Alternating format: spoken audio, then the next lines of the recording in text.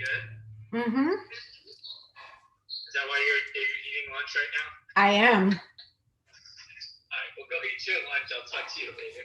Okay, bye. Bye.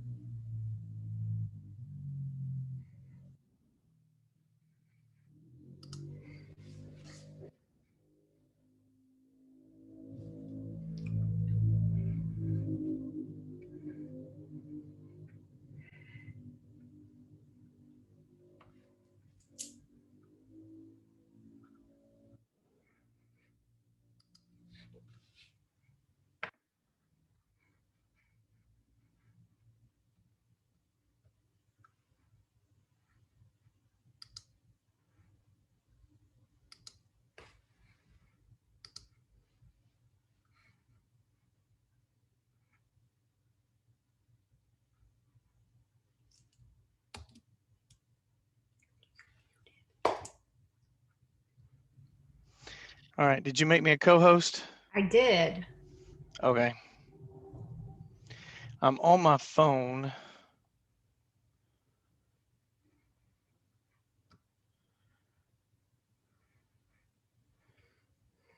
All right.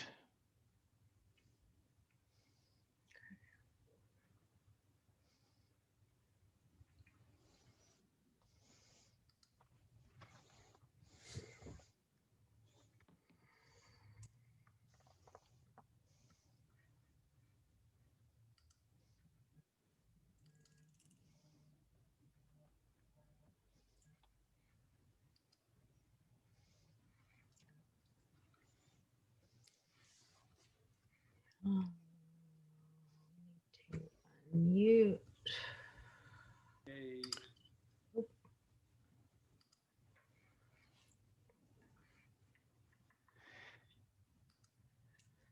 You got it, Monique?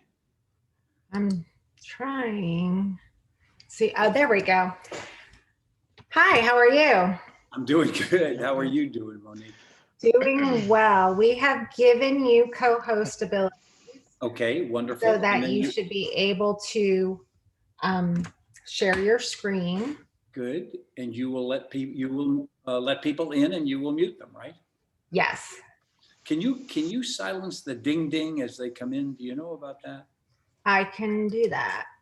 Because what happens is sometimes as people come in later, and I'm talking, the ding ding shows up, right? So not a problem. I've turned it off. Beautiful. It's amazing how we learn this technology, isn't it? It's it's astounding to me. I mean, this is the 132nd Zoominar I've done since March. Wow. And I would have never been able to reach that many Keller Williams agents, kind of any other way. I mean, I know that we, from the big picture point of view, we had 35,000 agents at Mega Camp, which was wonderful. I watched it. I couldn't believe the quality of the production. I mean, the content was wonderful, but to be able to reach that out. But I really want to do this the way we're doing it, more intimately with the local agents and through you, the local offices, local market centers, and your, elite productivity solutions. I like to do that because to me, that's where the rubber meets the road. It's that relationship between the market center and their agents in their own local market where the game is played. I mean, that is really where the game is played. It's wonderful to be part of something that's the world's largest real estate company and all of the assets and all of the strength and power that brings. But the real quality is when people show up with you and Chip and the local team leaders and their fellow agents, and then we get to really go after our goals. Mr. Jenks,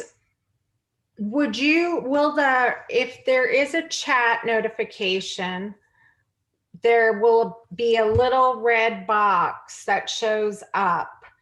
We certainly don't want you to stop and address that while you're speaking, but we just want to make sure that it's not going to be a distraction to you.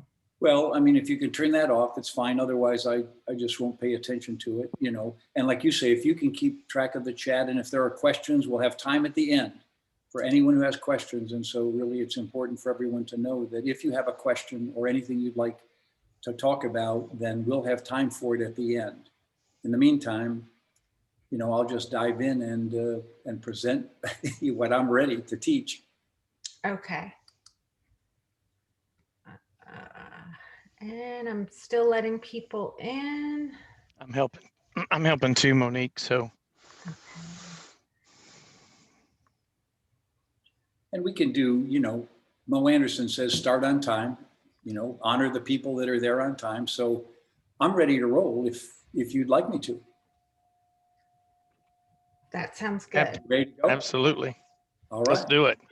All right. Thanks, everybody. I appreciate it. Hi, I'm Dave Jenks. Glad to be here with you. Thank you.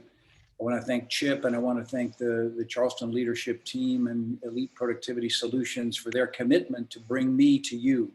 And this is a special gift because I've been in the real estate business over 30 years. I began in upstate New York with a 3-state region, became training director for Century 21. They moved me to Texas to become a divisional president of 7 states out of Dallas, Texas. And I watched this little company growing. I got there just as Keller Williams was reinventing itself.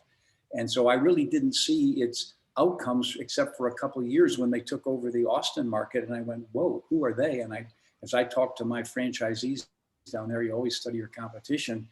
They told me about this company, and I knew in my mind, because I'm a student of every game I play, and I knew even though I was with the #1 real estate company in the industry and in the world, Century 21, I knew it didn't play the game right. I knew that it was too focused on branding and corporate issues and things that didn't serve the local agent. They didn't honor the local agent, and they had so many franchises, they really didn't honor the profitability of the local offices. So it was a challenge trying to implement them. So I could see the way Keller Williams was so dedicated to first of all, to its agents, and then second of all, to its owners, because they understood the owner needed to make, money and have a stable business, and the agents wanted that to be part of. And so I really understood that. And it just really wonderfully, 5 years later, I got a call from Mo Anderson, and she said, Dave, Gary and I would like you on our team. We believe you know more about franchising than anyone we know in the industry. And we believe you have a sense of real estate and how agents can do it, that you can help us build what we want to build. So I say that all as kind of the background. And I got a chance then in 1996 to begin working with Gary Keller to build Keller Williams University, and he and Mo to build Keller Williams as a system. And we only had 3,000 agents at the time. And so there we were, this small little kind of no one even knew us company, sort of a real deal in Austin and maybe in parts of Oklahoma where Mo had started us, but truthfully, not anywhere in the national industry. And then 10 years later, 73,000 agents, and now, of course, 163,000 agents, and number one in the world, an amazing accomplishment. So 2 things I want to say out of this as I kind of set up what I want to teach with you today. Number one is, it doesn't matter where you are or where you've been, but where you want to go, because where your vision for your future will determine your future. It just, look at Gary, Mo, and I sitting there with this little nothing company, but our intention was to change the real estate industry and to become the real estate company of choice. And we knew we intended to do that. And look, it's happened. And because we began to put in place the systems and the goals, we had written goals, we had systems in place, Gary and I began to build the university. Now, the second point I want to make right here is that in building the university, there's one fundamental truth we came up with. And Gary asked, he said, what is it makes high achievers so much better than other agents in the business? And we agreed it was their learning based. They spend more time building their knowledge, expanding their skills, and getting better at this tough game of real estate. They are committed to their own personal development. In fact, it's interesting, modern psychologists, positive psychology, the neuroscience has really said there's fundamentally 2 kinds of people when it comes to achievement. There's growth-oriented people and there's stability-oriented people. And growth-oriented people believe that they can get better, they can learn more knowledge, they can improve their skills, and they can improve the outcomes and get better at what they do, right? The stability-oriented people say, I am who I am, what you see is what you get, telling it like it is, doing the best with what I've got. And in a way, there's nothing wrong with that. It's just they stay stuck. And the ones who go to higher levels are the ones who are like you are today. So I want to honor you. You're showing up for this special occasion to hear from Dave Jenks, probably one of the all-time greatest experts in the real estate industry, talking to you about what it is to be a successful listing agent. And I am honored to do that. And I'm going to rock and roll for about an hour. And then we have time later for questions. Anything that you want to ask, please feel free to do that. I'm honored that Chip and your Elite Productivity Solutions team, the creative things I love. I really love what Chip is creating, because he is so exemplary of Keller Williams' pioneer spirit. He's like a Gary Keller. In other words, you say, where are the opportunities? Well, I can be a great agent here in the Charlotte area. I can be the leader of and the overseer of great operations in Charleston, South Carolina, extended to Hilton Head, and then I can also build a company that really services that whole area through my work with productivity coaches. That's so entrepreneurial, and I would say to you, as a real estate agent, get entrepreneurial that way. Look where those opportunities are. Have a target market. Go for it. Go for it in your own strong, unique way. That's the game of entrepreneurship, and it's something that Keller Williams deeply honors. Now, what's today about in this next hour? It's why list with me. And not only that, it's the power of your words. See, when they first let me out of the institution of higher education, and I've been there a long time, into my 30s actually, I worked on a doctorate in educational psychology.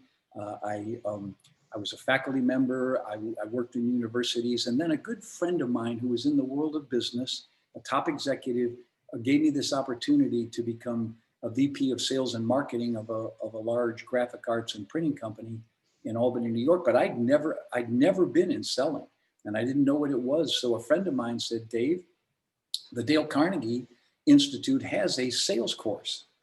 a course for salespeople. And I went, well, I'm a learning-based guy like you are. So I said, okay, let me go take that. Well, I learned that selling operates at the highest level of human capacity, ability to connect with people, build their trust, serve them, and have the courage, even like we are in real estate, to be in a business where you don't get paid till you get the job done. Talk about entrepreneurial. You don't get a salary. You don't get paid until you get a job done, and only to the degree that you get it done. I honor entrepreneurs so deeply, and that's one of the reasons I love real estate. So I understood that real estate, that selling operates at this high level, of ability. In fact, it's always funny. People will say to Gary Kell and I, they'll say, well, it's not rockets. It's just real estate. It's not rocket science. And we go, oh yeah. At the highest level, it is rocket science. It's brain surgery. It's difficult. You better learn how to do it. It is not a simple business, So that's what I want to focus on today. And part of this is the power of your words. So let's take a look at really what we want to look at. Oops, let me go back. So the first thing is our focus is for you to become a powerful listing agent, to control your destiny by becoming really good at listing and gaining listings and gaining sellers and having that market share that comes from that. And then part of that, and a key part, is knowing how to articulate your value proposition. What makes it worthwhile for people to hire you to handle the sale of their home? What is it that makes you special? What is it that gives you unique advantage, and how do you express it? It's not just that you are good, but it's that you can express it well. And then that makes you the master of the art of influence. I would tell you that what I learned about selling guided me all the way through becoming a leading executive with Century 21, a divisional president for Century 21, an executive vice president with Gary and Mo and Keller Williams. All of that was because I became a master of influence. In fact, in the 10 years that I've been away actively from Keller Williams, I'm now back engaged in the last year and a half because I love it. I love the company and I love where it's going. And when Gary re-stepped back in as CEO, I reached out to him, reconnected, and I've been going to regional meetings and doing these trainings. As I said, over 130 Zoominars in the last 6 months, all across Keller Williams. And the reason I did that was because I became a person of influence. And in fact, this other national company I helped build called Master Networks, which is kind of in its early stages, like Keller Williams was when I joined them. They just awarded me at their annual convention their first ever award of Person of Influence. And I say that not for self-aggrandizement, but only to say, yeah, I've become a person who influences things I touch. Everything I touch gets better. It's my intention, and I know how to do it. And part of what we're going to talk about today is how you do that, how you impact other people, how you get them to see things as in a clearer way, how you get them to make decisions and take actions they need to take to accomplish what they want. You can become truly a person of influence. Now, the heart of all this is building a great listing presentation. It's really interesting. One of my early mentors in the business was Mike Ferry. And Mike Ferry, you may know him. He's a great trainer. He believes in scripts and dialogues. He teaches how to ask for business in sort of in a no-nonsense way. Hi, Mr. and Mrs. Seller, when do you plan on moving? Right, that's kind of the script. Or Mr. and Mrs. Seller, I want to apply for the job of getting your home sold.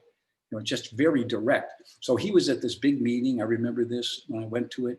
It was about 2,000 people in the room, and he gets up in front and he says, okay, everyone, in real estate, we succeed because we have 3 skills: he said prospecting, presenting, and closing. And he said, which of those 3 do you think is the most important? How many think it's prospecting? And, almost every person raised their hand. And he went, no, it's not. How many think it's closing, hanging in there, not taking no for an answer, answering their questions, getting them to sign the listing agreement? About half the hands went up, and he went, no, it's presenting. He said, because until you've mastered your listing presentation, you won't prospect. You won't have the confidence. You won't know how to answer people. You won't know your value proposition. You won't prospect. You'll find lots of excuses. You won't. And if you don't have a good presentation, I don't care how slick a closer you are, a lot of people aren't going to list with you. So the core of becoming a great listing agent is mastering your listing presentation, which is exactly what we're going to do today. Now, a part of that, and I'm going to convince you about this, is the use of great scripts and dialogues. See, remember this: scripts are the poetry of selling. Scripts are the poetry of communication. And I want you to think about this. All of you watch, my wife and I just finished the Queen's Gambit series on Netflix. What a great, it's only one season, 7 sessions, but what a magnificent movie. And we watch all these things. And what it is, remember, it's simply a bunch of great writers writing great scripts. They know language, they know how to create emotional impact, and they write the script. And then the actors just simply memorize it. They memorize it. Well, then, of course, they internalize it, and then they work at delivering it with authenticity and emotion, like it was really them in that circumstance with those right feelings. But the point is, the script was already written. They didn't write it. They don't invent it as they do their acting. So, see, that's the same thing for us. As Gary Keller says, people have sold real estate before us, and they've figured out what was effective. And out of that, they have written great scripts and dialogues that we can use to communicate our value proposition and help people make right decisions. But it's about the scripts and dialogues. It's learning how, Linda McKissick, top agent, I'll talk about her more later, in Keller Williams. She said, Dave, you have to learn how to state the obvious with emotional power. And she said, I was kind of just to tell it like it is, country girl. And I realized I was boring and I wasn't very effective at selling and convincing people. So I had to learn how to say things better. And she said, I learned my scripts and dialogues and I got really good at using them. And then they actually became kind of a part of me. I gained my confidence. And so she said, this is one of the keys. So using scripts and dialogues, we'll give you some really good ones a little later. And now here's the fundamental game. This is a game of confidence. All competitive sports are a game of confidence. You'll hear golfers go, I'm getting more confident in my putting, or I'm really hitting the ball with confidence now. Or a basketball player will say, yeah, I've been working on my 3-point shot. I'm getting really confident with that, or a tennis player with their tennis strokes, because they know it's a game of confidence. And we are in a competitive game, as you know. And there's so many agents out there, so many people trying to get listings. And so it's competitive. And to be competitive, you have to be confident. But here's the thing to remember. Competence leads to confidence. You can talk yourself into feeling better about yourself, and you certainly don't want to undermine your confidence with doubt and self-criticism and all that. Certainly don't want to do that. But the real game of confidence is building competence. We're going to talk about that. When I get competent at this game, it increases my confidence, and then I get to be in control of my career. Because being a listing agent gives you control of the marketplace. It gives you those automatic billboards. If I take 10 listings in a development, man, I become the realtor of choice. If somebody sees it, hey, Mary, we need to sell our home. And, there's Dave's sign down the road, and we've seen his sign, and look at all those sold signs that come up. We need to call Dave. That's where credibility comes from. So listings gives you control of your career. Now, let's go down to the fundamentals. A couple of fundamentals underneath it. First of all, people do business with you because you're competent. You know the business, and you get a reputation for knowing the business. So we covered this in a session we did before with you. So I don't want to go into this overly much, except to say how important it is. You need to. We said 1/3 of your time should be spent in your own personal development, right? The Navy SEALs, once they become Navy SEALs and they get their Trident, they spend 18 months of training for every 6 months in the field. 18 months of training for every 6 months. We know that professional athletes and actors and actresses and musicians spend hours and hours and hours practicing their profession, their skill, and their abilities compared to what they do out in the field. And yet somehow people think in real estate, I can just come in and wing it. Can make it on personality and intelligence. And, no, you can't. You got to build your competence. What is your competence? Knowledge, skills, and attitudes, right? There's 3 things we get paid for: contracts, finance, and property evaluation. Mr. and Mrs. Seller, I'm a master of contracts. By the time we get to the end of this transaction, there will be 75 to 85, maybe or more pages of legal documents that I have to review carefully and detail-wise. The devil is in the details. I have to make sure they're filled out right, and that your interests are protected the whole way, and that you can be confident in signing those contracts. I am a master of contracts. See, you want to be able to talk like that. Well, you'd better master contracts. Everything you can do with your broker to understand contracts. We are in an amazingly legally complicated business. Addendums, disclosures, legal proceedings. I had an agent tell me in the seminar, I did one of these seminars a couple of weeks ago, and they said, you know, that script is great for sale by owners. By the way, Mr. and Mrs. For Sale by Owner, I want you to know that by the time you get to the end, maybe of selling your home, there are going to be 75, 85 pages of legal documents that you'd better know inside and out. And of course, I do that for you. That's my job. You don't have to be worried about that because I know how to handle it because I'm a master of contracts. Okay, there, master of finance, Mr. and Mrs. Buyer. By the way, one of the important things in the way of getting you the right home is getting you the right funding for your home and the right way for you to pay for that home. And so, by the way, I'm a master of finance. I will help you do it. Most top agents tell me that brand new agents delegate too much of the financing to the mortgage officer.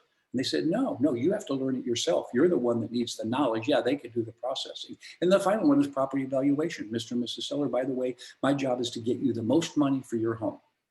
And I will do that because I know the market better than anybody else. I know how to evaluate properties. I'm not a licensed appraiser, but I'm better at determining what a home will sell for. I also know what makes a home more valuable and how to stage it in a way that makes it compete more effectively. Why? Because I am a master of property evaluation. Well, you need to be a master of property evaluation. I drive around Ahwatukee, Arizona with Mike Mendoza, top agent in Keller Williams for 3 straight years, still a great agent in Ahwatukee, Arizona. And he'll just point to homes and say, oh yeah, that home sold 2 years ago for, you know, 33,000, 350,000. That one sold, and he'll tell me, and even the ones he didn't sell, he knows what they sold for, when they sold. He knows his market right here in his computer. He knows it, and he can do instant CMAs that are very accurate. And he can say that to people, I know the marketplace. So you got to know the marketplace. Second, another one is the skills. We're going to talk about it. Number 1 is communication. We're going to talk about it. You got to be a great communicator. Number 2 is presentation. You need to know how to present well and get people to want to do business with you. And of course, negotiations. Now, the final one is attitude. And there's 3 attitudes that matter in sales production: intention, assertiveness, and commitment.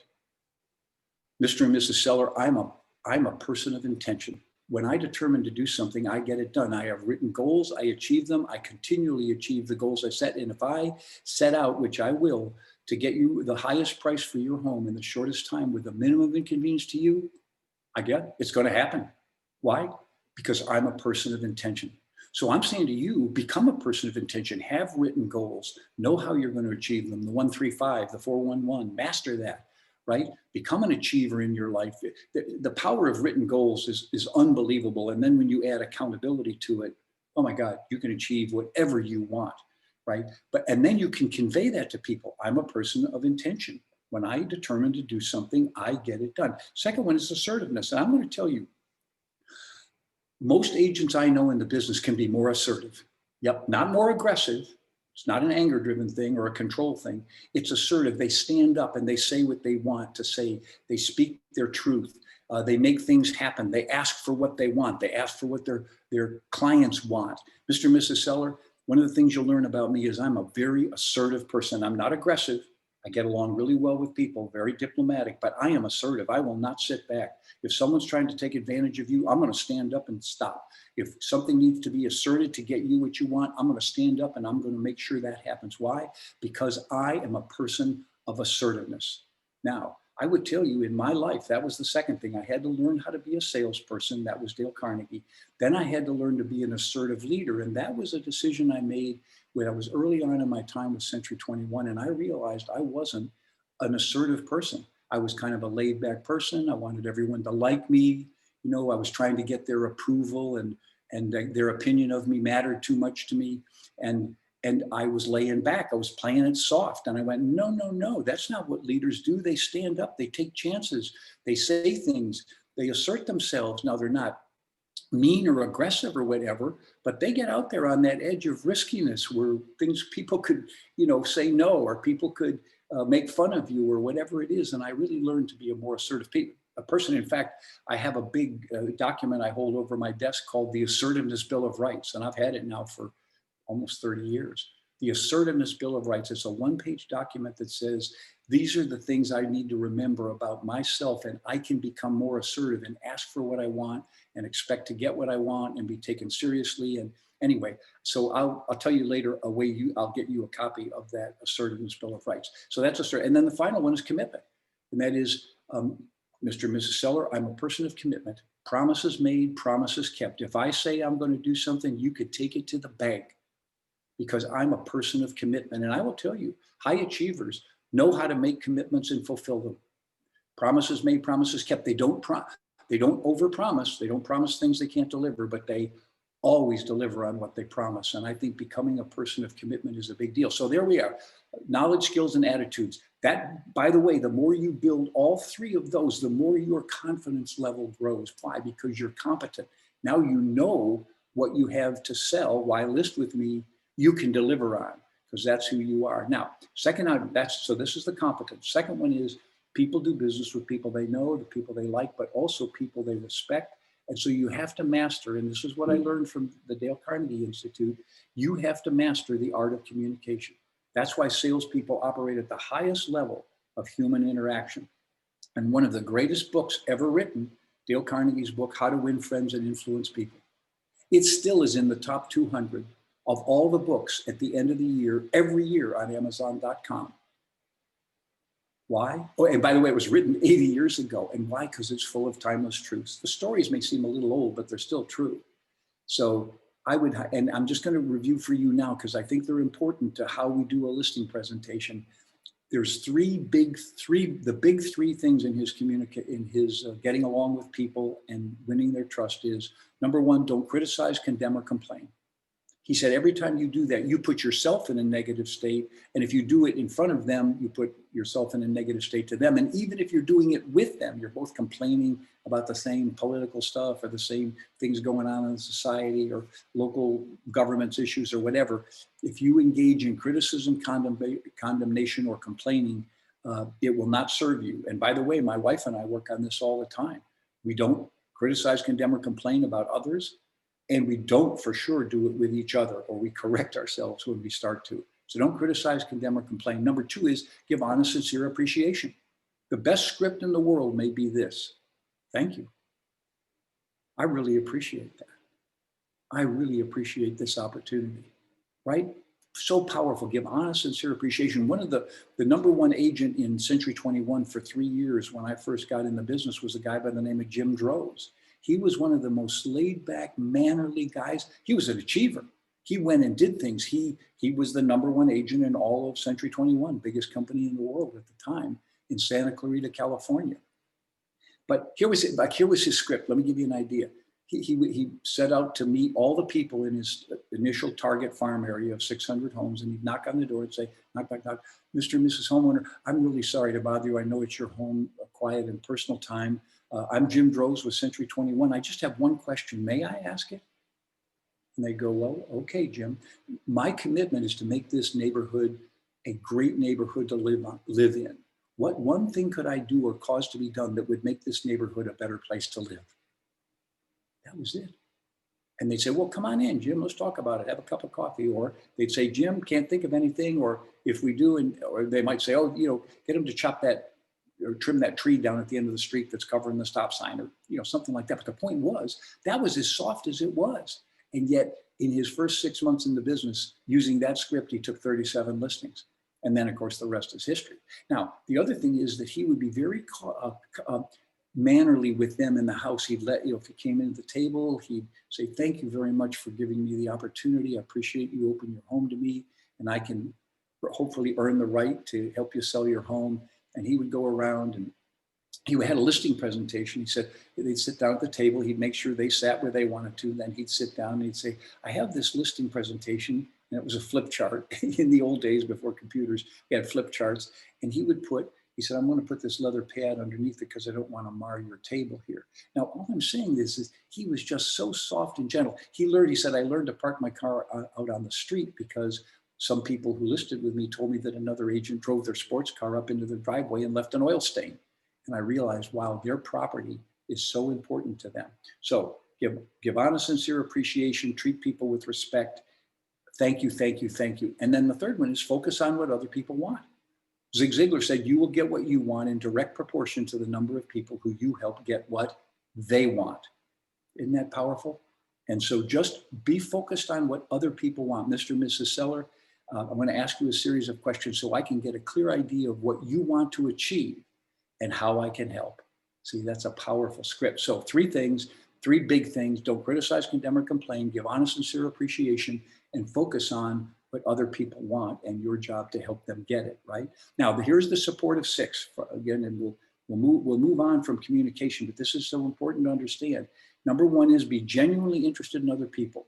Be curious, ask about them, want to know where they come from, what are they interested in, where are they going, what are they worried about, who are their kids, what do the kids do, who are the pets, all that stuff. Be genuinely interested in them. Smile. People like to work with positive, energetic people. So let it show through on your face, your body language. I know in this age of COVID and our masks, we kind of cover up all these nonverbal things, and that's not good. We're trying to uncover those so they can see, but smile with your whole face, get that positive energy going. 3, remember people's names. Now, here's the one thing. Do not say to me, Dave, I'm not very good at remembering people's names. Dave, I've never been good at remembering people's names. Don't say that. Why would you give yourself that self-instruction? Why would that be your self-talk to tell you can't remember names and that you're, this is like somehow a handicap? No, say to yourself, I am working at remembering names. I'm getting better at remembering names. I'm using some new techniques to learn how to be good at remembering names, right? That's the place to go with it. Now, here's the thing to understand. Almost everyone struggles with remembering people's names. Why? It's 2 different parts of our brain. Those of us who are good at building relationships, we work on the right side of our brain. We build emotional connection, we build trust, we build relationship. We can get a sense of their life, where they've been, what's important to them. We really know them emotionally. All the labels are on the left side of our brain. Names, where they came from, where they work, the name of their children, name of their pets. All these labels are sit over here. And our job, and it's not easy, is to connect the 2. So the only way you do it is capture it first, get it down. Make sure when you go to an appointment, you have written it down. Make sure you have it clear. Elizabeth, do you prefer Elizabeth or Beth or Liz? What? Okay, Dave, David, get their name right and the way they like to be addressed. Then make sure you wrote it down. Now, if you somehow get in a conversation out somewhere and you know someone could be a prospect and you forgot their name, just say, oh, I'm sorry. My mind glitched here, and just remind me, what's your name? Mary. Okay, Mary, thank you. Just want to make sure I got that. And write it down. The other is use it repetitively. Dave, thank you for inviting us in and letting us be here in your home to earn the right to handle the sale of your home. Here's what we're going to do, Dave. Basically, I'm going to go through 4 steps with you. Is that okay, Dave? Yeah, and here's what I'm going to ask you and your wife a series of questions. And then what I'm going to do, Dave, is find out what you want to accomplish and how I can help. Would that be okay, Dave? Now, I know it sounds like, Dave, you're just using that too much. No, their own name is music to their ears. You really can't overdo it. But what it does for you is that spaced repetition gets it in your mind. So get better at remembering people's names. Encourage them to talk, probe. Ask them a question. Oh, that's interesting. How did you get into that? How did you happen to start doing that? How did you happen to pick this area to move to? Oh, you're moving. And where is it that you want to go? Oh, how'd you happen to do that, right? Why do you like that? Whatever it is, just be more probing and get more information from them and talk about their interests. Here's a tricky one. See, a lot of people think that we bond because we have common interests. No, we bond because they think we care about them, right? People want to know how much you care before they care about how much you know. That's such a big, important thing in human relationships. So caring is important. And one of the mistakes people do, I call it the Me Too mistake. Someone will say, okay, what do you like to do? Oh, I like to play golf. You like to play golf? I like to play golf. I'm a golf addict. Oh my God, I have a 9.2 handicap. What's yours? Yeah, are you a member of a country club? I'm a member of Oak Tree over here. Yeah, what kind of courses have you played you really enjoyed? I got to play Pebble Beach. Isn't that amazing? See, what am I doing? I'm talking about myself instead of them. It's almost like I've set up a competition or a comparison. And so the me too is not a good thing. If you really know something, say you know movies inside and out, you love movies, you know actors and actresses and directors, and someone says, oh, yeah, my wife and I really like to watch movies. You do. That's wonderful. Have you always liked movies? Great. What are your favorite kind of movies? Do you have any favorite stars that you follow or directors that you follow? Great. If there were a couple of movies you've seen recently that you would recommend to me, what would they be? See, I love movies, but I'm not trying to overwhelm them with how much I love movies. So just remember, talk in their interests, know me too, and then finally make them feel important. Mr. and Mrs. Seller, you're the boss. I'm here to apply for the job of handling the sale of your home, and I need to please you. See, all the way through this process, I'll give you a lot of good information and wisdom and some suggestions, but in the end, we'll do what you want to do because you're the boss, right? Put that in there. And then also, if they are in charge of something, oh, I can't, you're the head of that committee at your church, wonderful. Or if they've been in the military, thank you for your service, or I appreciate your leadership. Or if they have an important executive position somewhere, wow, that's neat. That's a big responsibility that you have. Amazing. So make them feel important. So those are the supportive 6. Be genuinely interested in other people, smile, remember their names, and work at doing that. Encourage others to talk about themselves, talk about their interests, not yours, no me toos, and make others feel important. All right. So that's the fundamentals of your competence, and now your communication. And now let's get down to the fundamentals of making a great presentation. Remember this, the scripts are the poetry of selling. It's how you say things powerfully. And there's a process for doing it, just like actors do. The first is you memorize it exactly as it's written, because that's poetry. You don't change a poem, you know, when you're reciting it.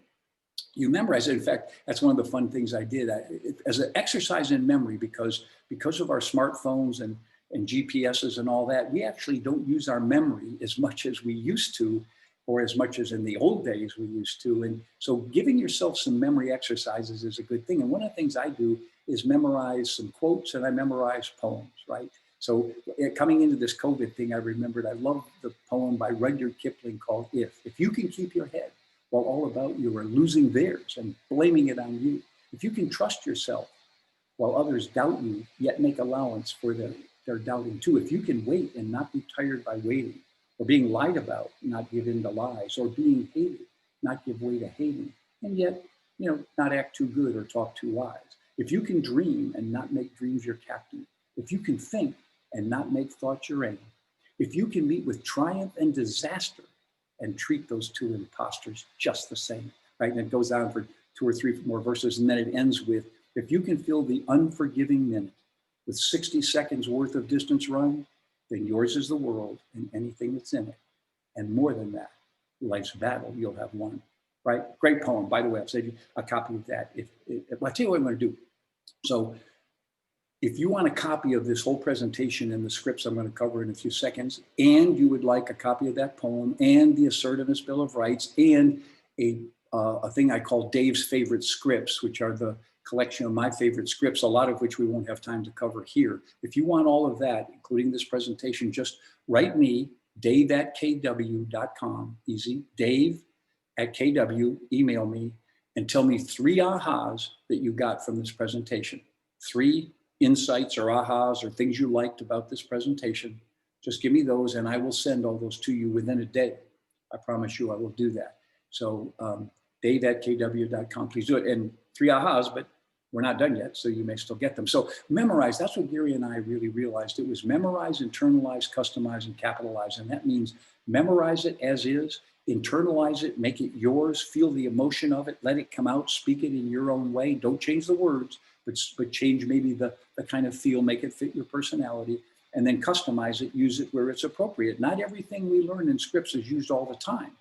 We pick and choose which ones work, you know, like handle the sale of your home. That's a great script.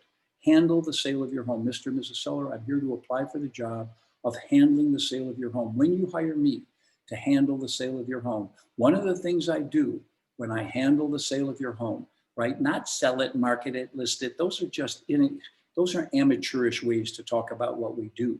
Handle the sale of your home is fiduciary. So understand that it's part of, thank you is a script.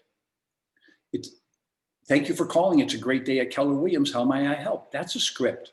And it's a wonderful one. And it's customized and you use it. And then of course, capitalize because you use it well. So we're going to spend some more time on this now. Here's the fundamental approach to selling. One is setting the stage in the sales presentation. Now we've gone around the home, we've built rapport, we've checked out the environment, we've done all those great communication things, we've listened to them, we've had them talk about themselves, we've taken notes if we want to. And now we're at the presentation time. So number 1 is setting the stage. Then there's making a formal presentation. It should be formal. It's showtime. It's time to get down to business. Then highlighting the benefits of working with you, then pricing and strategy and staging, getting them price it right and stage it well, and then explaining the commission, right? All of those are kind of part of what we call the listing process. Now, setting the stage. Here's a great one, right? It's from Mike Ferry. I learned this a long time ago. I love it. It's called the 1 minute listing presentation. Mr. and Mrs. Seller, I've written down 3 very important questions. May I ask them? First, do you absolutely have to sell your home? Oh yeah, Dave, we got to be out of here in like 6 or 8 weeks. Great. Number 2, are you willing to price it to sell? Well, yeah, we'll price it wherever you tell us to, Dave. Okay, great. And 3, would you like me to handle the sale for you? Yeah, you're so highly recommended, Dave. We definitely want to list our home with you. Great. Well, let's get started. See, I'm done. I've done my listing presentation. It's there. I got 3 yeses. I'm done. Why would I do anything else? Tell them about my history. Tell them about all the things I do. Tell them about, no, we're going to get down. We're going to start writing up the contract, deciding on the pricing, the staging, our strategy, all that stuff. We're going to get after it. Why? Because I've gotten 3 yeses. Yeah, but Dave, you don't always get 3 yeses. Of course you don't. So here's what might happen. Mr. and Mrs. Seller, I've written down 3 very important questions. May I ask them? First, do you absolutely have to sell your home? Well, no, we love it here. Actually, we just thought we'd maybe put it on the market and see what it would get if it was on the market. Okay, great, thank you. Are you willing to price it to sell? Well, we got to get, at least 700,000. We got to get 700,000 for it. Okay, thank you. And 3, would you like me to handle the sale for you? Well, we're interviewing 2 other agents besides you. Oh, okay, great. All right, let's get started. Now notice, I didn't engage them on any 3 of their answers, but it told me 3 things, right? Number 1 tells me motivation. Do you absolutely have to sell your home?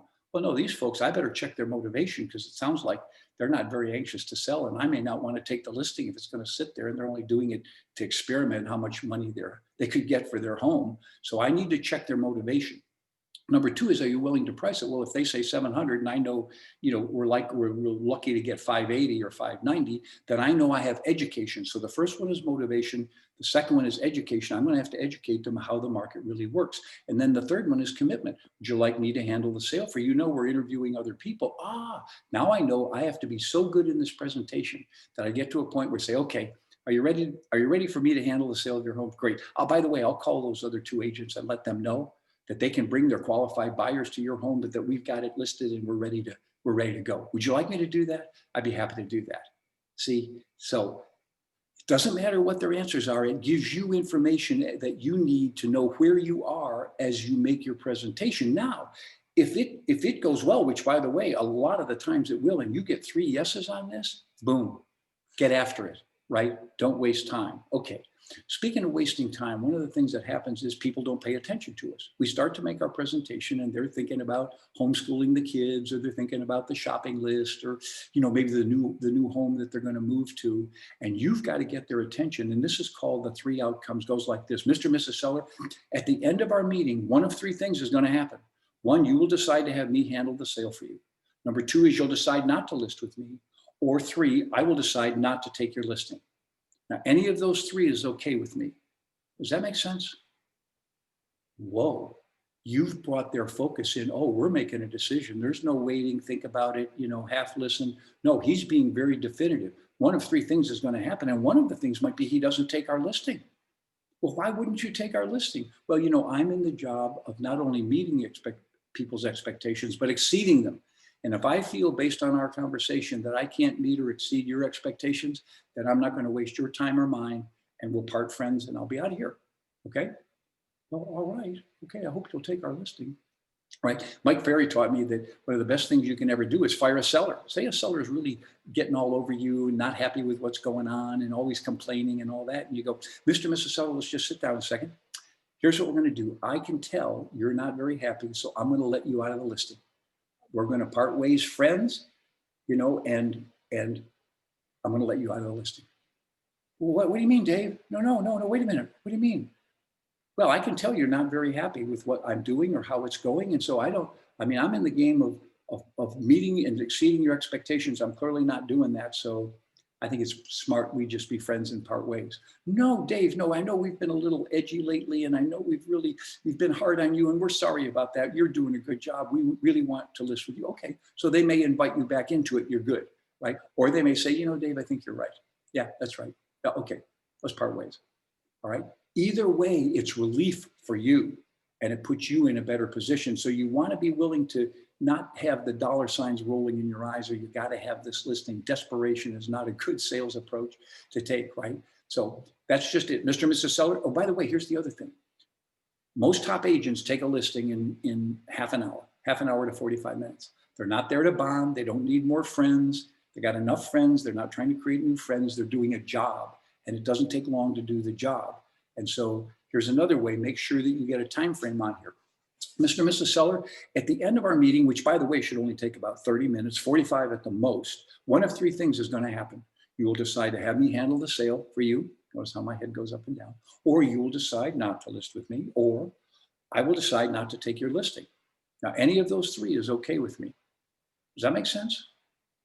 Okay, and on you go. So you have now set the stage, you've taken control. Now here's another one I learned from Floyd Whitman called Safe Island. He said, most people don't know where your presentation's going, and it's good if you can give them the comfort, the safe island of knowing where it's gonna go. And in this process, I'm gonna teach you another thing called stacking. When you wanna memorize something that you're presenting, like a class or a speech, one of the best ways to do it is stack a series of objects that will remind you what's next. Like when I'm standing in front of, when I'm doing my scripts classes, live front to face with people, there'll be 20, 30 people in the class, and I'm up front, and there are no desks, no chairs, no pens, no papers, no technology. I don't have any pens, papers, technology, and I'm just going face to face with them, and I'm giving them scripts. I'm modeling it for them. Then we're doing repetition together. Then they're role playing with each other. Then we're doing some more back and forth, memorization, repetition. Repetition is the mother of mastery. Repetition is the mother of skill. And so then we'll do that, and we'll do this. And at the end of 3 hours with a few breaks, they'll have mastered 18 to 20 scripts. Now I have these scripts all stacked in my mind with objects. And so I can go up there without notes and go script by script all the way to the end. Why? Because I have a stack. It's called a stack. So I'll just show you what it looks like in this setting the stage, the Safe Island thing, right? So here's your stack. And the bottom is the letter B followed by the number 4. On top of that is a stopwatch with a 1 minute stopwatch. And you think minute. On out of the top of the stopwatch comes 4 steps, and they're numbered 1, 2, 3, 4. On the top step is a series of question marks all jumbled together. On top of the question marks is a shopping cart. We call it a market basket, right? A market basket full of numbers, a market basket. On top of the market basket is a jail cell, a window with bars on it. And we think jail cell. And out of the top of the jail cell is a spiral staircase with steps, a whole bunch of steps, right? So what's the stack? On the bottom, B4, then 1 minute, then 4 steps, then question marks, then market basket, then jail cell, and then stairway, spiral staircase with steps. Okay, here's how it goes. Just follow that stack up. You ready? Okay, Mr. and Mrs. Seller, before we begin, may I take a minute to tell you how I work? Basically, I use a 4-step process. First, I'm going to ask you a series of questions so I can get a clear picture of what you want to accomplish and how I can help. Then I'll give you enough market information so that you can make a rational decision about the price to place on your property. And then I'm going to honestly sell you on the benefits of working with me and my company and how we get the results we do. And then when you hire me to handle the sale of your home, I will tell you step by step all the things I will do to cause your home to sell. Does that sound good? Great. Let's get started. Right? So there it is, right? You have the Safe Island, you have the script, and that's a fun way to kind of, and by the way, to them, it makes you look so organized and so clear. And they feel safe because they know where this is going. And you can get there very quickly, right? Now, you may have 5 steps, you may have 10 steps, whatever number of steps, but it gives them a clear picture of where you want to go. Now, here's the heart of selling, right here, 1 page. It's facts, benefits, and feelings. When you learn to be a great salesperson and a person of influence, whenever you're wanting somebody to do something, or you're explaining what's going to happen, you say, here's the fact, this is what I do, here's the benefit, here's what you get, and here's what it makes you feel like. Facts, benefits, feelings. Mr. and Mrs. Seller, here's what I do, which means that you get this, and that will make you feel this. It's a rhythm that you always get in selling. Anytime you're putting, so that when you're trying to tell your son to go clean his room, you say, go clean your room, because that will give you the habits that will make you so effective, you'll be a millionaire, and you'll just feel so in control of your life. Okay, go clean that room, right? Whatever it is. So you really work at selling things with facts, benefits, and feelings. So like this, Mr. and Mrs. Seller, as I told you earlier, they may be 70, 80 pages of contracts. I will review them all in detail, which means you will have your interests protected by me, and know that when you sign something, you can do it with feelings of confidence and satisfaction that everything has been handled. Mr. and Mrs. Seller, you can call me and ask me a question anytime, but I am going to report to you specifically on an agreed upon time every week in terms of the process of the selling, which means you'll know exactly where we are, what's happening, what's on track, and that you can get your questions answered. And that will give you that real clear feeling that I'm respecting you, listening to you, and informing you about everything that's going on. Does that sound good to you? Mr. and Mrs. Seller, I am going to give you all of the current facts on the market that's out there today, which means you will know exactly what we need to do in terms of pricing your home to get the highest possible price and the satisfaction and happiness of getting the most we can for your house. Does that make sense? You see how that is? Fact, benefit, feeling. So now, by the way, get ready right now. This is a big one. What we're going to do right now. This is the heart of a listing presentation that I would recommend right now. You ready? Pay attention. Mr. and Mrs. Seller, there's really 3 reasons to list with me. 1, you can trust me. 2, I'll answer all your questions. And 3, I will protect you all the way to closing. Does that sound right? Would you like me to do that? Should we get started? Good. Right, there it is. I mean, we complicate our listing presentation wanting to tell them all our testimonials and how many homes we've sold and, awards we've gotten, certificates we have, and all that stuff. And it's all justification, and it's all complexity, and it's all talk. We'll probably talk our way right out of the sale. The easy thing, remember, is that what matters to them is they can trust you, that you will take them seriously, and you'll protect them and take care that they get what they want through the whole transaction. So to me, this is the heart of it. Mr. and Mrs. Seller, there's really 3 fundamental reasons to list your home with me. 1, you can trust me. 2, I will answer all your questions. And 3, I will protect you all the way to closing. Now, by the way, you can expand it, Mr. and Mrs. Seller. There's really 3 reasons to list with me. 1, you can trust me. What I do, what I say I'm going to do, I do. People trust me all the time, and they just really honor my trustworthiness. And so you can have great confidence in the fact that I am going to take care of things, and I'm going to do what I say I'm going to do. Number 2 is you can ask me questions anytime. I will answer them. I will always give you an answer. I will hear clearly your question and answer it. And by the way, I'm a professional. I know what I know, and I know what I don't. If I know the answer, I'll give it to you. If I don't, I've got this great company, Keller Williams, the world's #1 company behind me. I'll go get the right answer, and I'll give it to you, but I will always answer your questions. And 3, I will protect you all the way to closing. As I said, there's 75, 85 pages of legal documents. There's other people that may be trying to take advantage of you. I will not let them. I will protect your interests. I will take care of things, and you will have that confidence, satisfaction of knowing that you're protected all the way through closing. Would you like to get started? There it is, right? But the simple one is, Mr. and Mrs. Seller, just remember this. You can trust me. I will answer all your questions. And 3, I will protect you all the way to closing. Powerful. Now, I'm going to go. Some people may want more detail. And you say, Mr. and Mrs. Seller, there's really 10 things I do that to serve you and to help get your home sold successfully. How much detail would you like me to go into? Oh, Dave, don't worry about it. I know you'll inform us along the way. No, that's all. Let's just get started. Or others may say, well, yeah, Dave, yeah, tell us all the things you're going to do. Now, page 95 of MREA is magic. It has the 10 things you're going to do for a seller. You could make a photocopy of that and go in and read it to a seller, and it would be better than 95% of all listing presentations they're going to get. Why? Because it's detailed and it's accurate, and it is what you're going to do, which no one else tells them what they're going to do. right? And the other one is page 151 of MREA are the 14 ways I market a home that causes it to sell. And it's powerful. So let me tell you how it would go. So if they say, I go, how much detail would you like me to go in? And they go, oh, Dave, please, we're really curious. Tell us all the things that you're going to do. Well, great, Mr. and Mrs. Seller, here's what I'm going to do. There's 10 fundamental things that I do. Number one is I'm going to ask you a series of questions and do a thorough needs analysis so I know your priorities and your plans and I help you achieve them.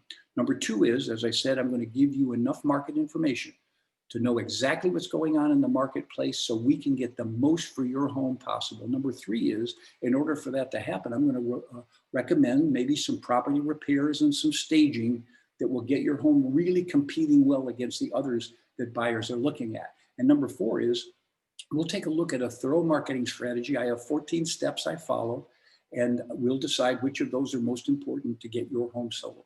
And then when we get our first offer, then that's when my work really begins, because I have to evaluate that offer and see if I think that person can fulfill their obligation on their side of the contract and make sure that we negotiate. And if we have to, number six, I will negotiate that a contract to make sure that it honors you, that you get what you want, and that we can trust that it's going to go to closing. And then there will be out of that often, number seven, you know, some repairs that we need to do. I have vendors that can work with us. I'll get pricing for you.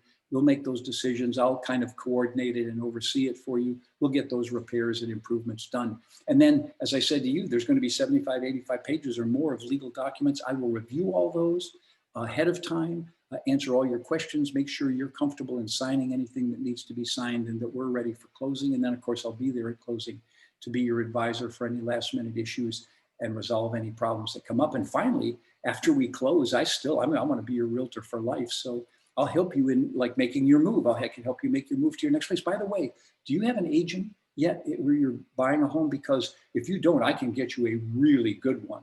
And then I can coordinate the sale of this home with your purchase there. And that's a great advantage to have. Would you like me to do that? Great, I'll do that. And then of course, the sale of your home is a tax event. So I will give you all the proper documents to give to your CPA or your tax prepare person when you file your taxes. Does that sound good? Yeah, lots of stuff. And I am honored to do it for you. Thank you. Right now, here's a few scripts I want to review that are really powerful.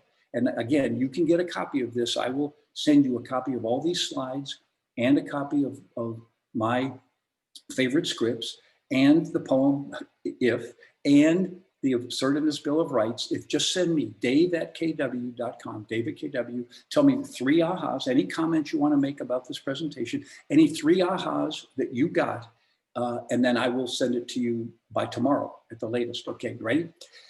So here's the one. See, we really want to take this high-minded road to explain what we do. Gary Keller believes that the agent, we should have a fiduciary agent in every transaction that serves the client, helps them make the right decisions, take the right actions when they need to at what we call the moments of truth, right? So here's a great way to say that. Mr. and Mrs. Seller, I am licensed by the state of South Carolina to represent you in the sale of your home. And I will always place your interest above the interest of any other party, including my own. And my commitment is to get you the highest price in the shortest time with a minimum of inconvenience to you. Now, the last part of this is just a solid sales script, but the first part is about being a fiduciary. Mr. and Mrs. Seller, I am licensed by the state of North Carolina, depending on where you are, of course, south or north. Mr. and Mrs. Seller, I'm licensed by the state of North Carolina to represent you in the sale of your home. And I will always place your interest above the interest of any other party, including my own. See, that's the fiduciary. And then, of course, you nail it down with my commitment is to get you the highest price in the shortest time with a minimum of inconvenience to you. Now, I will tell you, when you talk to a seller like that, nobody else will have the authority that you do. See, because you're saying, I'm licensed by the state of, right, North or South Carolina, to represent, not to represent sellers and buyers and all that. No, to represent you. You always make it personal, to represent you in the sale of your home. And then you tell them what that means, right? So powerful. Now, here's another one that's a great one. Linda McKissick taught me this when she said, Dave, you have to learn to state the obvious with emotional power. And she said, I learned, like, here's one I learned. She said, I'd say, Mr. and Mrs. Seller, when you hire me to handle the sale of your home, I will immediately tomorrow morning notify all the other realtors in the area, one, that it's on the market, two, its best features, and three, why they should bring their qualified buyers to see it. Would you like me to do that? Oh yeah, Linda. Oh, that'd be great, please. See, and what you're talking about. You know, a mediocre agent is going to go, oh, we're going to put it in the MLS, and then we'll put a sign in the yard, and then we'll pray, you know. I mean, they're weak. You want to be powerful. Yes, it's obvious. Everyone puts it in the MLS, but you're going to tell them what that means for them, Mr. and Mrs. Seller. When you hire me to handle the sale of your home, I will immediately, right, sense of urgency, I will immediately tomorrow morning notify all the other realtors in the area that it's on the market, its best features, as I'm going to promote it, and why they should bring their qualified, see, I'm making that even better, why they should bring their qualified buyers to see it. Would you like me to do that? Yeah, let's do it. The power of the MLS. Well, there's another thing that we do that's automatic, but it's still, you can say it in a way of an advantage. Althea Osborne, wonderful agent, Gary's top agent, the top agent in all of Austin for several years. The number one, you know, individual profit share earner in all of Keller Williams because she saw this vision. Well, she started listing properties with tech companies, and they moved up and they went up and became very successful tech companies. And then they would list with her, and she'd be friends with them, right? And so they'd say, okay, Althea, where are you going to advertise our home? And she'd say, Jim, let me educate you about how real estate really works. Ads don't sell homes, realtors do. And I'm already investing half of my commission as an incentive for the best agents to bring their qualified buyers to your home. And as your agent, I will never waste your money. And I certainly wouldn't waste my own. Isn't that powerful? It's poetry. Well, yeah, but Dave, it's just co-broking. Of course. But when I got in real estate a long time ago, in the area I was in upstate New York, a lot of brokers didn't co-broke. If you wanted that listing, you had to see it through them and buy it through them. And so the real estate industry decided to cooperate by doing co-broking so that we would have a platform that would benefit our buyers and sellers. And of course, we have. But the point is, it's still your commission. And you don't have to give it away, but you decide to. And half of it to whoever's bringing the buyers. So make it clear to them. That's the benefit. See, and also, that's why you don't need to advertise. You don't need to waste money on advertising. I love the way she says at the end. As your agent, I will never waste your money. And I certainly wouldn't waste my own. Which means she doesn't care whether they think it's their money or her money. She's not going to waste it, which is fiduciary, by the way. So, Mr. and Mrs. Seller, let me educate you about how real estate really works. Ads don't sell homes. Realtors do. And I'm already investing half of my commission as an incentive for the best agents to bring their qualified buyers to your home. And as your agent, I will never waste your money. And I certainly wouldn't waste my own. Now that's poetry, everybody. Memorize that exactly as it is worded. That is poetry. Taught that or got that from Althea Osborne. Now, here's some other poetry. We say, as we did on our last seminar, magic comes in threes. Well, here's a triple, here's a double three. Someone says, well, I just, tell me about who you're with Keller. And they used to say, by the way, they'd say, I've never heard of your company. Who are you with? Oh, Keller Williams. I'm with Keller Williams. Keller Williams is the newest, most innovative, fastest growing real estate company in America and right here in the Carolinas. Whoa, that's what we used to teach. Now we say, of course, we're number one in the world by 40%. So we say, yeah, let me tell you about Keller Williams. Keller Williams is the largest, most innovative, and highly respected real estate company in the world. And then here's the kicker, because this is what makes it personal to you. And I'm with Keller Williams because at Keller Williams, I'm a partner in the business. I get to share in the profits. I have a say in all the decisions. And more important than that, I am empowered to do whatever it takes to best serve you. Powerful, powerful. Step up and be that, right? Understand this is unique. No other company, you can't say this with any other company. Because Keller Williams treats you as a partner in the business. You have profit share if you want, you can share in that. You have the ALC, you can make decisions, and you are free within the law and ethics to do whatever you want to serve your clients. You don't have to check with management, right? Not in this company. And Mr. and Mrs. Seller, I'm with Keller Williams because at Keller Williams, I'm a partner in the business. I get to share in the profits. I have a say in all the decisions. And more important than that, I am empowered to do whatever it takes to best serve you. See, let it roll. Let it roll. Now, pricing. Someone says, oh, I got to get 700,000, you know, it's not there. And you go, absolutely. You want to get the most for your house. I understand that. I understand that is the game. And that's my commitment. We are going to get you the most money possible in the sale of your home. My commitment to you. Now, what we're going to both deal with is the market, because the market and the current level of buyers out there is really going to determine what your home sells for. And here's the thing, there's really two markets out there. There's those homes that are on the market, but they're overpriced and they don't look very good. And they're only getting a few showings and almost no offers, right? Then there's the homes that are in the market. They're priced right. They look great. And they're not only getting offers, they're getting multiple offers. So as your agent, my job is not just to list your home and put it on the market. My job is to make sure that we are in the market. Does that make sense? Chapter 6 of Shift. Chapter 7 of Shift has that script and that dialogue. Because here's what we have to take advantage of, this window of opportunity. A lot of people don't understand this. Sophisticated people do. When we put your home on the market, we've got about a 10-day to 2-week window to get the best possible price. Why? Because when we go on the market, we're the new thing. All the other agents and their buyers are looking at your home. We've got their attention. Now, if we don't make a good first impression, we're cooked. If we're overpriced or we don't look very good, they're moving on, and it's hard to get them back. We can drop the price, we can do a lot of things, but it's hard to get them back. So we have to make that good first impression. And when we do, we will get the highest possible offer, maybe multiple offers on your home. We need to take advantage of that window of opportunity. And the one thing we don't want to do is be chasing the market. I always price ahead of the market. If the market's going up, I price ahead of it. If it's coming down, I price ahead of it to make sure that we are in the market. It's always a danger of trying to chase the market and correct prices later. And what all the research says is, if you price it right at the beginning, you will get the highest possible price. So that's my commitment to you.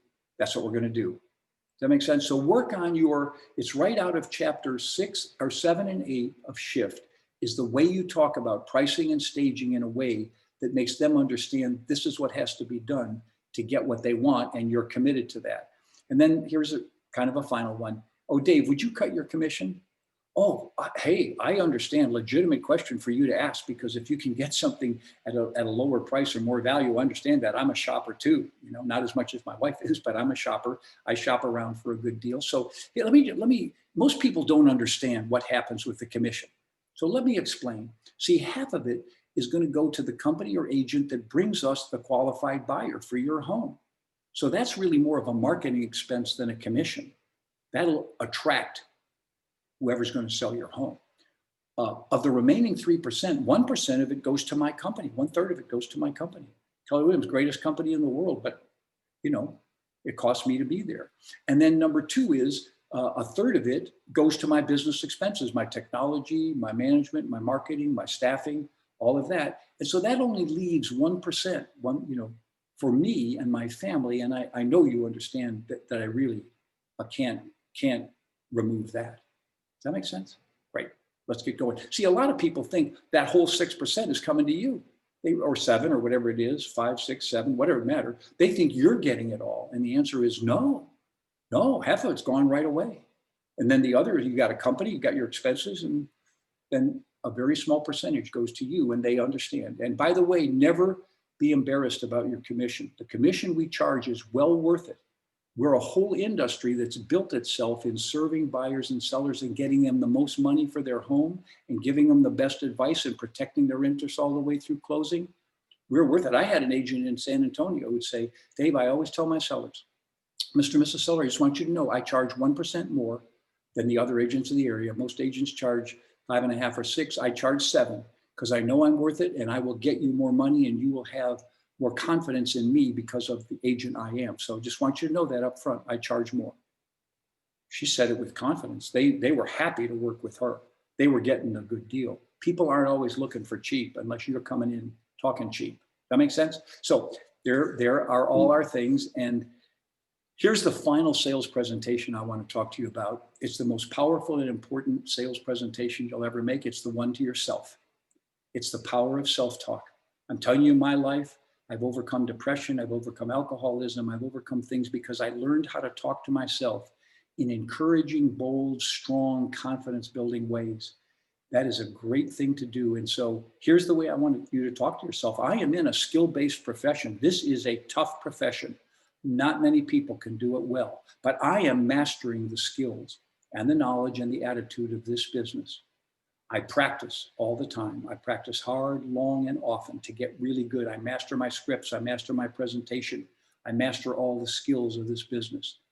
And therefore, my confidence, as my competence increases, so does my confidence. And as I increase my confidence, other people feel that positive energy. They can feel it from me. They want to be with me. They want to do business with me. And I'm taking lots of listings, and those listings are leading to other listings. And I'm owning the marketplace. And I'm doing what Gary Keller says: think big, aim high, and act bold. There we go. Chip, there we are, my friend. And just one more reminder, you can ask any questions. So chat them in if you have a question, or open up and ask it live. We got time for any discussion that you want, for sure. Okay, for sure. No hurry out of this. And again, I just want to remind you, if you send an email to me, dave@kw.com, I'll send you that entire presentation, all the slides, as well as the publication of my favorite scripts, which has a bunch more that are more in lead generation than the ones that were there, and the poem by Rudyard Kipling, and the Assertiveness Bill of Rights, if you would like to become more assertive like me. My wife says I'm too assertive. Chip, my wife says I'm too assertive. No. And I said, no, you can't be too assertive. Maybe sometimes I talk too loud. You know, maybe sometimes I do that. Dave, I can't thank you enough, man, for coming back out with us again today. Thank you, Chip. I appreciate great your information. leadership. I appreciate your leadership and your commitment to your people to bring me here. I know you, and you did that right away. You said, you asked me what I did, and I told you I had 3, and you said, okay, Dave, sign me up for all 3. We're doing them. We're doing it. We're doing it. Absolutely. So what questions do we have for Dave? There aren't any in the chat yet. Hey, come on. This is the assertiveness task. You will get the assertiveness award if you ask any question. There's no ahas. Or ahas. Yeah, that's right. Gary Keller, by the way, I just want to say to people, by the way, we believe in questions. Curiosity leads us to wisdom. There's no question. But Gary and I really believe in ahas, because a question sort of says, well, I need this answer for me to move forward. But an aha says, I got it. I can go do this. Aha. I see that. I can go do that. So ahas. So yeah, share any ahas that you have. Betsy Green wrote, may not have a question yet. I have lots of appreciation. This has been fabulous. Well, thank you. No, I appreciate a thumbs up. That's great. Any other ahas? I have an aha. Right at the very beginning, you talked about the 2 different types of agents. Yes. The learning based and the stability based. Yes. And obviously I want to be learning based, but that really kind of floored me, because when you described stability based, I was like, I got some growing to do. So it was eye opening and a huge aha. First thing I wrote down. So that was awesome. Thank you. Thank you, Todd, for being so transparent and open on that. See, I think a lot of us, in the name of self-encouragement and self-acceptance, say, I am who I am. I don't need to be somebody else. I am naturally who I am. That's, and there's nothing, that's why I said there's nothing wrong with it. It's just that those who say, but I can get better. It's like I've learned people that said to me, Dave, once I start mastering scripts, like Linda McKissick said, once I start mastering, wow, it changes my language.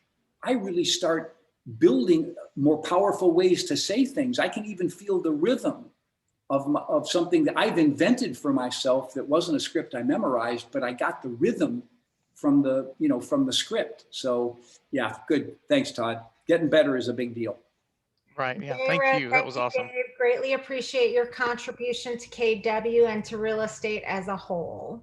Well, it's been one of my honors when I got that chance to work with Gary Keller and Mo, and here we are. And I've always been a mission guy. I'm always on a mission. And that's even more important to me than the money or the personal achievement.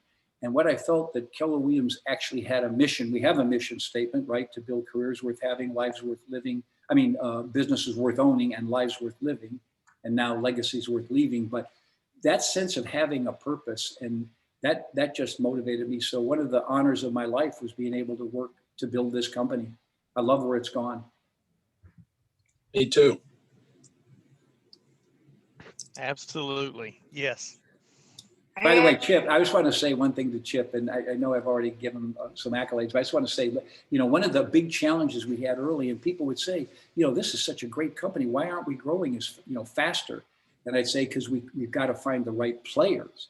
And I said, the right players are the right owners. Because I said, Keller Williams is a Ferrari. You'd better know how to drive.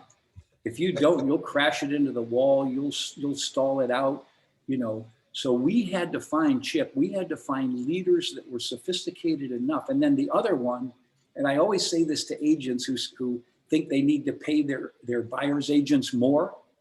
I said, no, pay them what is in the model. It's in the model, right? It's probably going to be 40%. And I said, because Gary Keller said this, you want people willing to succeed in your economic model, not theirs, yours. And so, and I say, look at Gary Keller. He's got a franchise system. He goes out there and tries to find people like Chip who are willing as owners to take all the risk, all the liability, all the financial responsibility. And then when they make a profit, they have to share 50% of it back with the company for profit share. I said, you know, what owner would play that game? Well, I'll tell you who plays that game, the smartest owners. And when you look, yeah. And so the thing is, really think through what it is that your economic model is and make sure you get people that want to succeed in that. And when we do MREA, I'll tell you how that presentation works to buyers, agents, and listing specialists. The Mount Pleasant Market Center has written great information. What is the most important advice that you offer brand new agents going on their first listing appointment?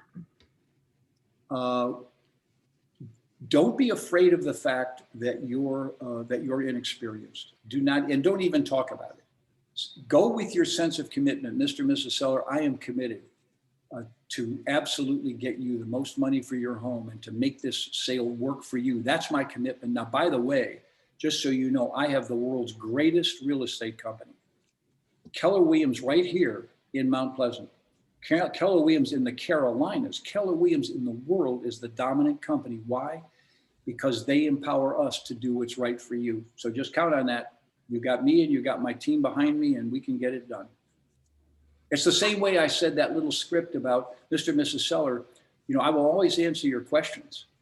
And, you know, I'm a pro. I know what I know and I know what I don't. If I know the answer, you're going to get it straight out from me. If I don't know the answer, I've got this incredible company behind me. I'm going to go get you the right answer and give that to you. So that's what I would say. My advice to new people is, you know, do that. And the next one is really practice your listing presentation. Really practice it. And then really get good at doing CMAs, because the most important thing is that they feel the trust and the confidence from you, that 3-step one, you can trust me, I'll answer all your questions and I'll protect you all the way to closing. That's a big 3. And then the other is that you can really advise them well about the pricing. And that takes some market knowledge, and you've got to spend time doing that.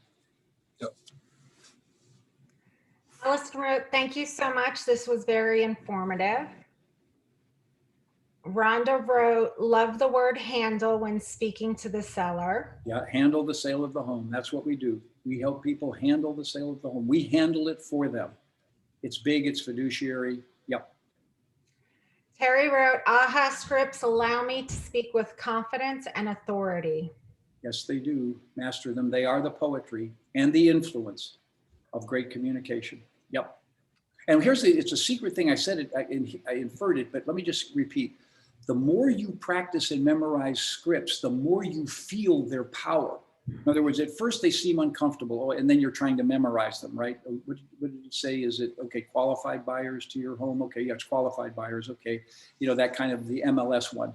So it takes a while because your memory takes work and it takes repetition. Repetition is the mother of skill. Repetition is the mother of memory.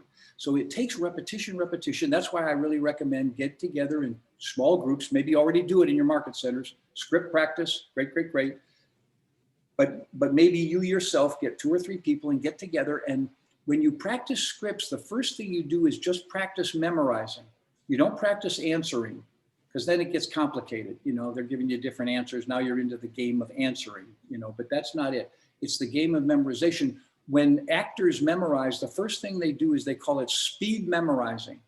So they fire the script back and forth to each other as fast as they can. No emotion, no feeling, no anything, just boom, boom, boom, boom, boom. I got the memory, right? That's called speed memorization. Then the second thing they do is exaggerated emotional.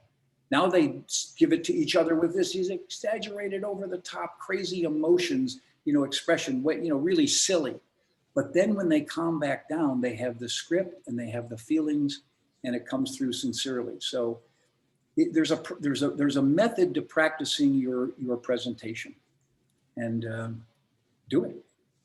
Dave, my first MAPS coach back in 07, it's exactly how he used to script with me, that same way, with just things that I would sit there and tell him, there is no way I would say that. And he goes, great, by the time you bring it down to your level, he says, it's still going to be impactful and effective. I love it. So No, that's right. much truth in that. No, you rise yourself to the scripts level. I love that, Chip. Don't bring it down to your level. Don't just ho hum it and make it sound like something you would naturally say. And by the way, you'll find that as you get confident in memorizing it and sharing it, then really it does become a part of you. It's interesting. It does become a part of you. Yeah, and it feels to them, it feels natural. It was like language. It's conversational. Because it's, yeah, but it's also the power of the words. You go, oh, Yes. it's just like that listing thing, right? I will tell all the other immediately tomorrow morning, tell all the other realtors that your home is on the market, its best features, and why they should bring their qualified buyers to see it. Would you like me to do that? Oh yeah, Linda, please. I would like me to do it, right? Well, that puts it in their terms in a way that they would never hear it from anyone else. Love it. Emil wrote, you made it sound so simple. Well, you know what? Actually, it's interesting. Gary Keller and I always said that that the key to strength is simplicity. The key to effectiveness is simplicity, but the only path to simplicity is through complexity. So what Gary and I try and do, and what great teachers like to do, or like what I'm doing here in this thing on Buy List with Me, is I have gone through the complexity. I've looked at all the scripts. I've memorized the scripts. I have, I've done that work, and I've whittled it down. No one else, by the way, uses that 3-part script that I just gave you. You can trust me. I'll answer all your questions, and I'll protect you all the way to closing. That's a Dave Jenks invention. And I got to that simplicity by studying the complexity. And I said, of all the things people try and say about themselves, the only 3 that matter are those. So let's just go with those. So what's interesting is, and I think Chip would agree with this, you have to do the work of when it feels complex and feels not quite comfortable. You have to go through that path to get to the point where it just sounds simple and easy. Yep. Yep. The pros make everything look easy. See, that's it. The pros make everything, but you got to know the hours they spent practicing shooting that ball, the hours they practiced hitting that golf ball, the hours they practiced those ballet moves, and then when they finally do it, it looks simple. And I would tell you, in this game of real estate sales, that's exactly what happens. There's so much work. That's why we call it rocket science. There's so much work. And I would just say to new agents, don't early judge yourself. Spend 1/3 of your time training, learning property evaluation, learning your scripts and dialogues, learning how to ask for business, learning your listing presentation. Spend all that time learning contracts and all the aspects of contracts in the legal side. Spend that time, because what you're doing is you're getting a doctorate in real estate, right? And so you can't just come in and wing it. Love it. Monique, do we have more? We do. Mount Pleasant wrote, I love the takeaway script, works like a charm and allows you an out if you don't want the listing. That's so good. And the idea that I don't just take a listing. I don't take any listing. It's got to be priced right. I have to have a motivated seller. They have to respect me and listen to my advice. And if none of that feels right, or they just feel like they're just angry people that aren't going to be easy to work with, then I'm going to decide not to take it. Yeah, I think that's good insight by that. It gives you a little extra power when you know that it's okay for you to walk. Dennis wrote, thank you, Dave. Very easy to listen to and so many great points. Thank you. Thank you. And by the way, that's why Monique recorded this, so that she'll have the link. And if anyone wants, once I send you my materials, or even without them, if you want to listen to it, spaced repetition is a great way to learn things. Sometimes people always want something new, and I think sometimes it's good to go back. Linda McKissick says, Dave, I've been to Recruit Select, or what's now called Career Visioning. She said, I've been to that 12 times. And here she is at the top of the industry. I mean, she built this 7th level team, and she has now multiple businesses, a region, other things.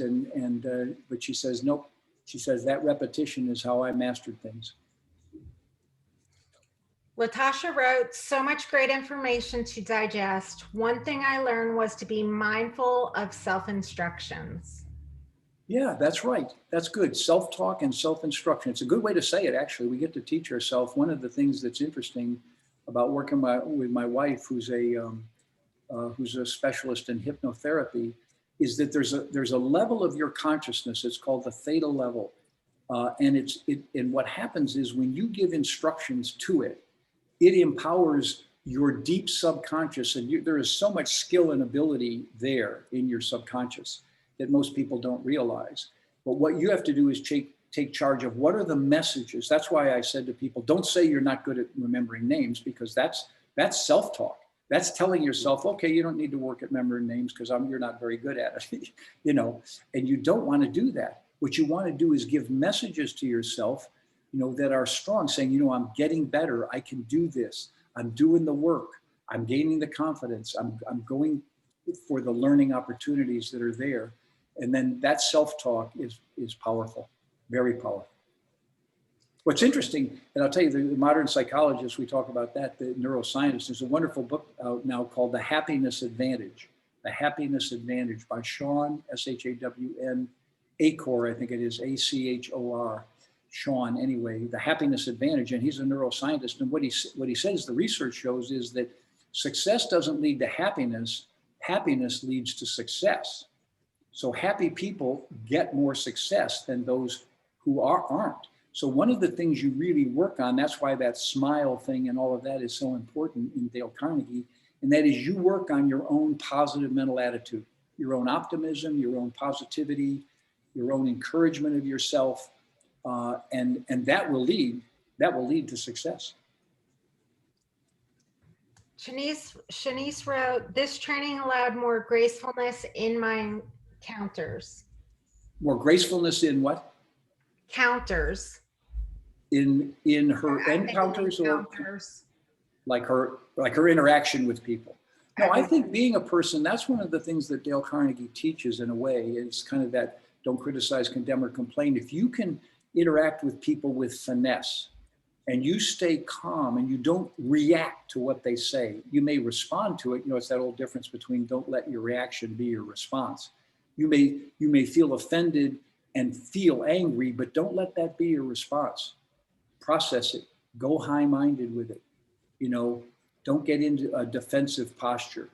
And that's the same thing, like we had that little script on pricing. It's so easy to get in an argument with your seller about the price, and they're going, well, your record, that's right. Another agent says I can get 100,000 more and all that stuff. And you go, you know what? Lots of agents say lots of things. Let's you and I talk. I'm on your side. My goal is to get you the highest possible price. I don't want any other thought on the table. If I'm bringing information to you that has to do with the pricing currently going on in the marketplace, it's because I want you to win. I want you to make the right decision that's going to get you the most money. That's my commitment. We're not arguing here, right? So let's revisit that information and let's see what does it guide us to do? See, it's like you and them against the market. You know, that's the way you're finessing it. It's you and me against the world, against the market. We got to take care of it. So by the way, buyers get judgmental. If they see that your windows have evaporation inside them, they're going to right away think that your home's in bad repair. So we need to, I think it'd be smart for us to replace those front windows and have them be sparkling shimmery. So when they walk up, man, your home is just looking so good, because that's basically what's going on in their mind, right? So it's that kind of thing. I'm on your side. Any recommendations I make is about getting what you want. Love it. Bridget wrote, thank you for the wisdom shared. Well, when you're as old as I am, you get that wisdom, right? Right, Chip? You get that's part of what I'm comes getting with there. age. No comment. No comment. Miranda's aha was handle the sale of the home. Yeah, good for you. See, sometimes subtle things in our language, saying thank you more often, say I appreciate the opportunity of you opening your home to me tonight. To earn the right, there's another great phrase, to earn the right of handling the sale of your home. I'm here, you know, because I want to prove myself and earn the right in your mind to handle the sale of your home. All of that stuff is starts to get in language that's much more high-minded and is, as she said, finesse, more finesse. Yeah. Charlene wrote, simplicity is powerful and assertive, not aggressive. Yes. Yes, I think we often confuse assertiveness with aggression. When you stand up and speak out for yourself, when you stand up and make sure that your questions are getting answered, or that someone's telling you the truth, see, that's assertive. Aggressive is when you say you got to do that or else, right? Or you make some threat of some kind. And a lot of people use aggression. I mean, leaders often tend to be aggressive, and the problem is they don't know the way they're hurting their own venture by being aggressive.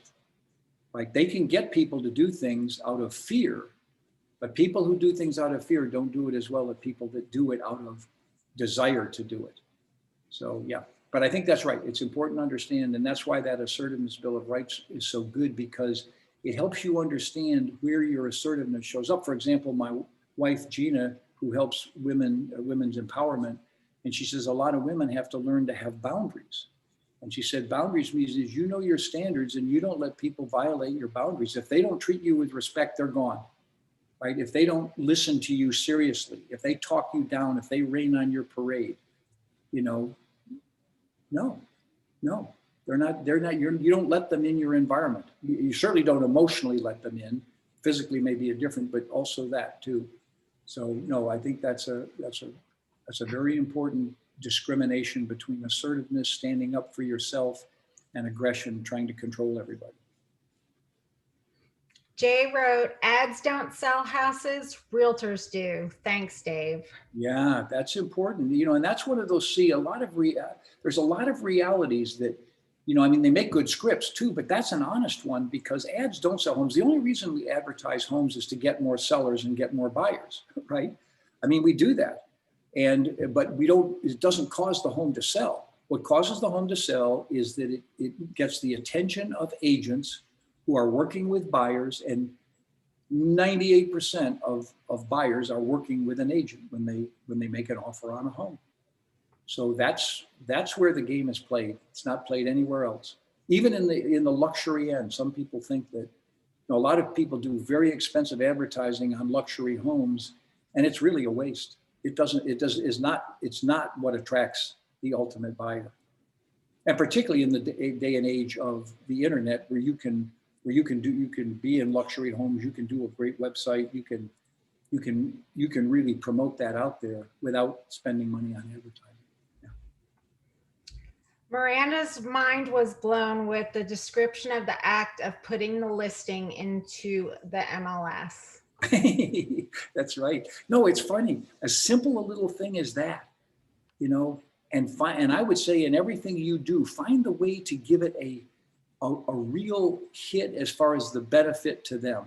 I mean, this idea of us knowing and mastering contracts and legal, say, oh yeah, that's just, you got to do that. It's how you get your license and all that. No, Mr. and Mrs. Seller, there will be 75 or 85 pages of legal documents before we end this transaction. And I'm a master of those contracts. I will review them. I will see, all of a sudden they're going, whoa, this is a serious deal. And you are bringing some talent and knowledge to the table that I've never heard about before.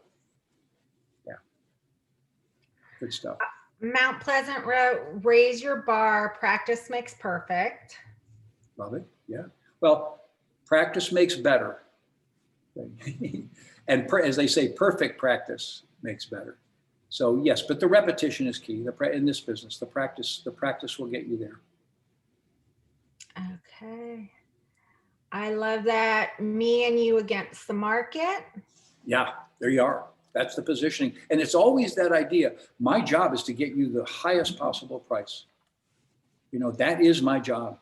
And with a minimum of inconvenience to you, meaning I'll handle all the hard part, the details, the complexity.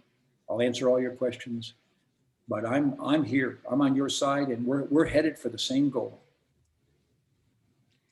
And the last comment I see is from Shanice. I never counter. I just allow them to be and continue with the education and exploratory aspects. Perfect. Now I feel like I know how to counter better. Beautiful. No, good. That's how to respond. Yep.